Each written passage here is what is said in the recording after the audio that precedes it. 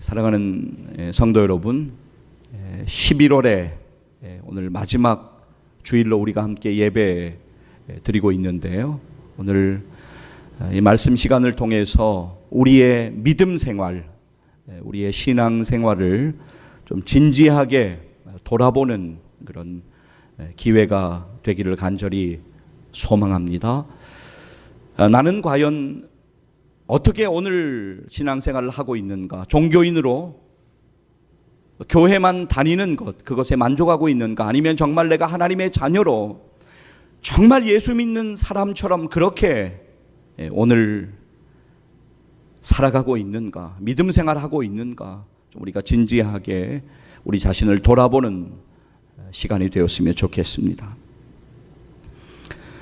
오늘 우리가 읽은 본문의 저자가 사도 바울인데요. 사도 바울, 그는 예수 그리스도를 자신의 구세주로 영접한 이후에 그의 삶이 완전하게 변화가 되었습니다. 그렇다면 예수님을 개인의 구세주로 영접하여 믿기 전에 사도 바울의 모습은 어떤 모습이었습니까? 예수 그리스도를 구세주와 주님으로 믿는 사람들, 그들을 핍박하고 그리스도인들을 옥에 가두고 죽이는 일에 앞장섰던 사람이었습니다. 사도 바울의 옛 모습을 한마디로 표현하면 그는 철저한 복음의 박해자였습니다. 사도행전 7장 54절 말씀을 보게 되면 복음을 듣고서도 회개를 하기를 원치 않는 사람들의 반응이 나오고 있습니다. 그들의 마음에 찔림이 없는 것은 아닙니다. 그들에게도 양심은 있습니다. 그러나 그들은 회개하기를 원치 않았습니다. 성령 충만한 스데반 집사님의 설교는 듣는 유대인 무리들의 마음을 찔렀습니다. 여러분, 마음에 찔려라고 하는 이 단어는 헬라어로 디에프리온토라는 단어입니다. 이 단어의 뜻은 톱질하여 두 조각이 났다라는 의미를 가지고 있습니다. 그만큼 스데반 집사님의 설교가 그들의 심령 가운데 깊은 충격으로 와닿았다라고 하는 분명한 의미입니다. 여러분, 사도행전 우리가 2장을 보게 되면 사도 베드로가 성령에 충만하여서 하나님의 말씀을 전할 때 사람들이 이런 반응을 하는 것을 볼 수가 있습니다. 그들이 이 말을 듣고 마음에 찔려 베드로와 다른 사도들에게 물어 이르되, 형제들아, 우리가 어찌할꼬 하거늘, 우리가 어찌할꼬 하면서 회개해야지 마땅하지만, 그러나 그들의 반응은 이를 갈면서 귀를 막고는 스데반 집사님을 죽이기 위해서 저마다 돌을 들고 집사님을 향하여 다가오고 있습니다. 우리가 오늘 이 반응을 주목하는 이유는 우리가 오늘날 복음을 거부하는 사람들, 우리가 복음을 전하지만 복음을 거부하는 사람들의 반응이 이와 같다라고 하는 것입니다. 우리가 복음을 전할 때 사람들이 완악하게 반응하는 것을 이상히 여기지 마십시오. 그리고 오히려 우리는 그 일을 위하여 하나님이 놀랍게 역사하시기를 위하여 더욱더 기도해야 될 줄로 믿습니다. 자, 사도행전 7장 54절 말씀 여러분 보실까요? 그들이 이 말을 듣고 마음에 찔려 그를 향하여 이를 갈거늘. 다음 절 이어지는 54절 56절 보면 스데반 집사님의 순교 직전에 하나님께서는 스데반 집사님의 영적인 눈을 열어서 하나님의 놀라운 일, 하나님의 소망의 일들을 보게 하십니다. 사도행전 7장 55절 56절 말씀입니다. 스데반이 성령 충만하여 하늘을 우러러 주목하여 하나님의 영광과 및 예수께서 하나님 우편에 서신 것을 보고 말하되, 보라, 하늘이 열리고 인자가 하나님 우편에 서신 것을 보노라 한데. 스데반 집사님이 이렇게 말하니까 무리들의 반응이 어떻습니까? 큰 소리를 지르면서 스데반 집사님에게 달려드는데 성경은 그들이 귀를 막았다라고 그렇게 증거합니다. 귀를 막았다, 너의 말을 듣지 않겠다라고 하는 의미입니다. 사도행전 7장 57절 말씀 보실까요? 그들이 큰 소리를 지르며 귀를 막고 일제히 그에게 달려들어. 여러분, 이성을 지금 잃어버리고 스데반 집사님을 돌로 쳐서 죽이기 위하여서 달려드는 무리의 중심에 누가 있었습니까? 거기에 청년 사울이 그 현장에 있었습니다. 사도행전 7장 58절 제가 읽어드리겠습니다. 창밖으로 성 밖으로 내치고 돌로 칠세, 증인들이 옷을 벗어 사울이라 하는 청년의 발 앞에 두니라. 신약시대 최초의 순교자가 된 스데반 집사님의 순교의 현장, 그 중심에 바로 그 무리를 이끌던 유대인 청년 사울이 거기에 있었습니다. 그때까지만 해도 예수님의 십자가가 그와는 아무런 상관이 없었습니다. 그러나 이제는 그 십자가, 예수 그리스도의 십자가가 자신의 삶을 완전히 바꾸어 놓았던 것입니다. 십자가에서 죽으신 예수 그리스도의 그 은혜의 빛이 그에게 비추었습니다. 사도행전 9장 1절에서 5절은 그때의 사건을 이렇게 우리에게 전합니다. 사울이 주의 제자들에 대하여 여전히 위협과 살기가 등등하여 대제사장에게 가서 다메섹 여러 회당에 가져갈 공문을 청하니, 이는 만일 그 도를 따르는 사람을 만나면 남녀를 막론하고 결박하여 예루살렘으로 잡아오려 함이라. 사울이 길을 가다가 다메섹에 가까이 이르더니 호련히 하늘로부터 빛이 그를 둘러 비추는지라. 땅에 엎드려져 들음에 소리가 있어 이르시되, 사울아 사울아 내가 어찌하여 나를 박해하느냐 하시거늘 대답하되, 주여 누구시니까? 이르시되, 나는 내가 박해하는 예수라. 다메섹 도상에서 이렇게 예수님을 만난 이후에, 회심한 이후에, 변화된 이후에 자신의 삶은 이제는 주님의 것이라고 예수 그리스도를 위해 자신의 삶을 온전히 드리겠다고 헌신한 이후에 사도 바울의 고백을 여러분 한번 들어보시기를 바랍니다. 갈라디아서 6장 14절 말씀 우리 같이 한번 읽기를 원합니다. 그러나 내게는 우리 주 예수 그리스도의 십자가 외에 결코 자랑할 것이 없으니 그리스도로 말미암아 세상이 나를 대하여 십자가에 못 박히고 내가 또한 세상을 대하여 그러하니라. 아멘. 사랑하는 여러분, 사도 바울의 고백을 다시 주목하여 보시기를 바랍니다. 그러나 내게는 우리 주 예수 그리스도의 십자가 외에 결코 자랑할 것이 없으니. 여러분, 사도 바울은 당시에 자랑할 것이 너무나 많은 사람이었습니다. 8일 만에 할례를 받은 정통 유대인인 것도 그에게는 자랑거리였고, 베냐민 지파인 것도 자랑거리였고, 자기가 바리새인인 것도 자랑거리였고, 그리고 당시에 그렇게 구하기 힘들고 가지기 힘들던 로마의 시민권을 소유한 것도 그에게는 큰 자랑이었습니다. 그러나 그는 변화되었습니다. 사도 바울의 말을 여러분 한번 들어보십시오. 빌립보서 3장 5절에서 6절 말씀입니다. 제가 읽겠습니다. 나는 8일 만에 할례를 받고 이스라엘 족속이요 베냐민 지파요 히브리인 중에 히브리인이요 율법으로는 바리새인이요 열심으로는 교회를 박해하고 율법의 의로는 흠이 없는 자라. 이어지는 고백이 중요합니다. 여러분, 빌립보서 3장 7절에서 9절까지 이어지는 사도 바울의 고백을 여러분 한번 보시겠습니다. 자, 7절로부터 9절까지 함께 읽도록 하겠습니다. 그러나 무엇이든지 내게 유익하던 것을 내가 그리스도를 위하여 다 해로 여길 뿐더러 또한 모든 것을 해로 여김은 내 주 그리스도 예수를 아는 지식이 가장 고상하기 때문이라. 내가 그를 위하여 모든 것을 잃어버리고 배설물로 여김은 그리스도를 얻고 그 안에서 발견되려 함이니, 내가 가진 의는 율법에서 난 것이 아니요 오직 그리스도를 믿음으로 말미암은 것이니 곧 믿음으로 하나님께로부터 난 의라. 아멘. 여러분, 무엇이 그를 이렇게 바꾸어 놓았습니까? 예수 그리스도의 십자가.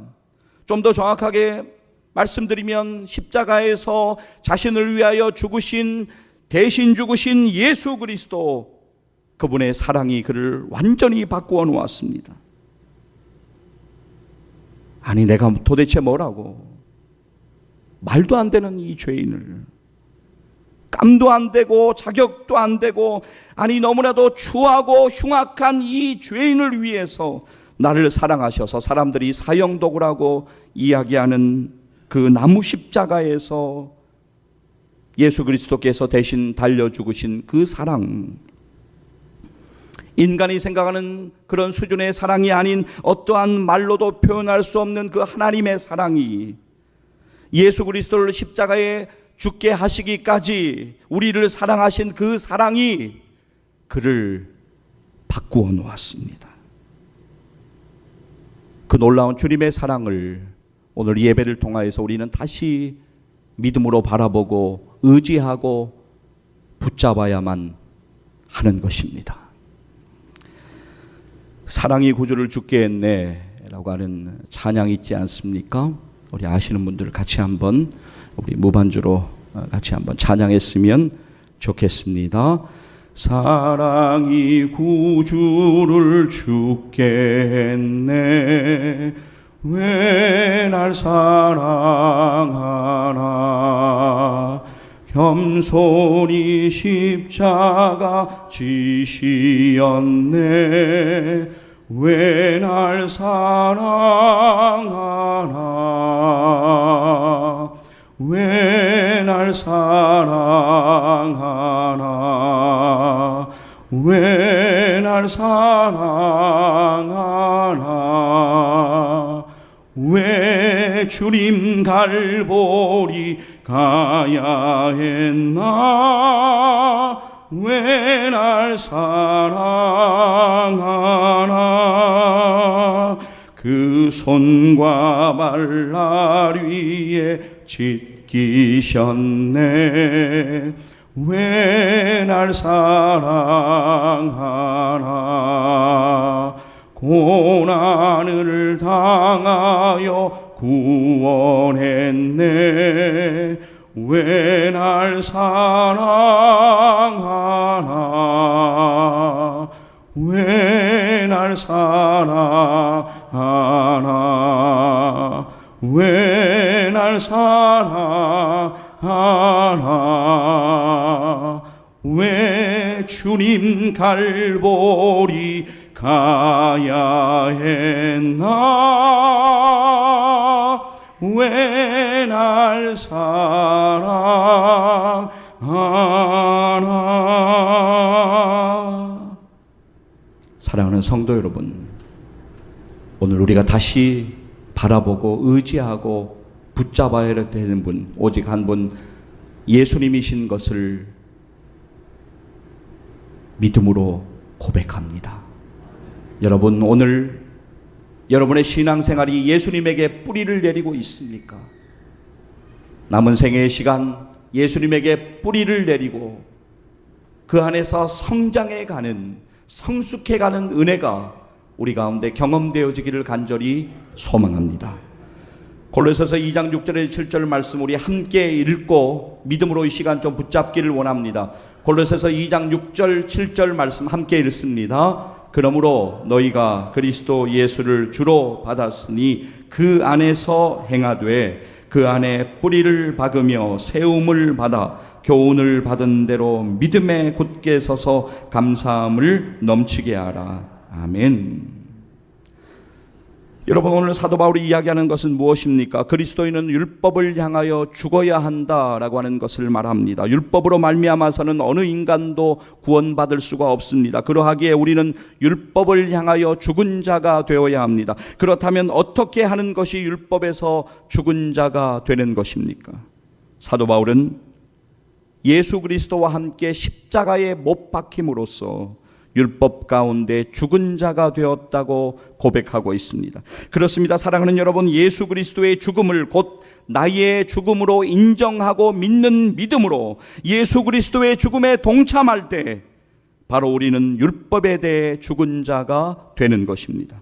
그리스도인은 예수 그리스도의 십자가 죽음으로 말미암아 이제 율법의 행위와는 무관한 사람들이 되었습니다.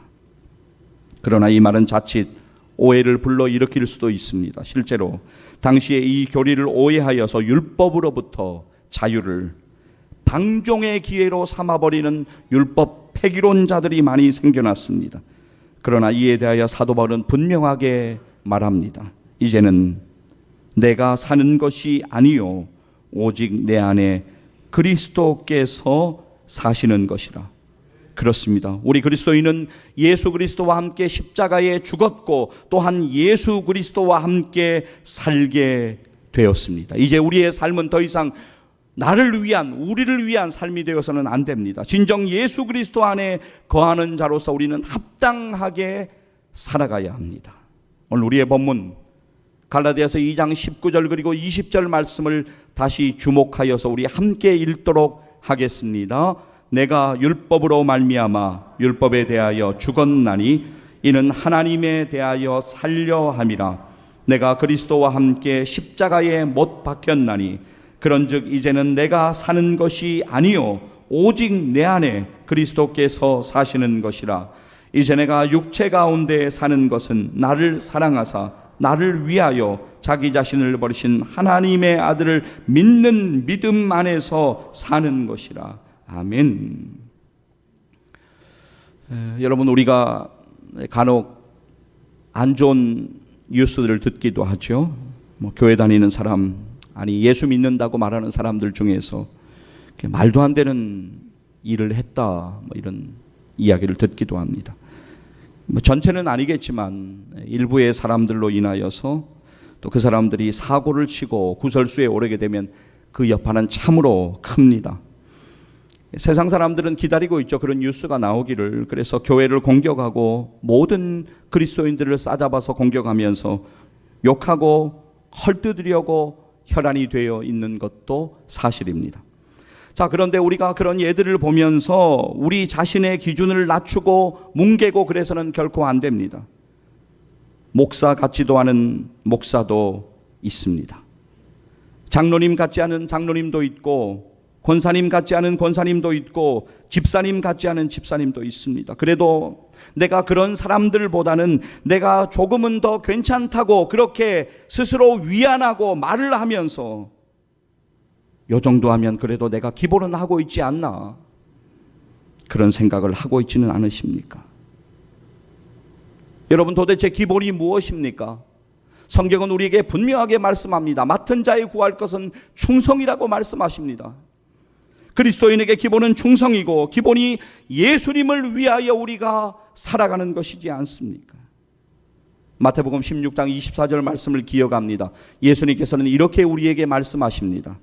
이에 예수께서 제자들에게 이르시되 누구든지 나를 따라오려거든 자기를 부인하고 자기 십자가를 지고 나를 따를 것이니라.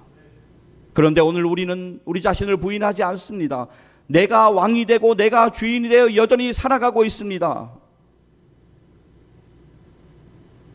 십자가 부담이 되어서 어떻게든 지지 않으려고 합니다. 어떻게 하면 편하게 조금 신앙생활을 할 수 있을까? 어떻게 하면 묻어갈 수 있을까? 자기를 부인하고 주님을 따르는 주님의 제자들 되시기를 간절히 소망합니다. 여러분, 우리가 진리를 선택할 때 박해가 옵니다. 진리를 선택할 때 박해가 오는 것을 이상하게 여기지 마십시오.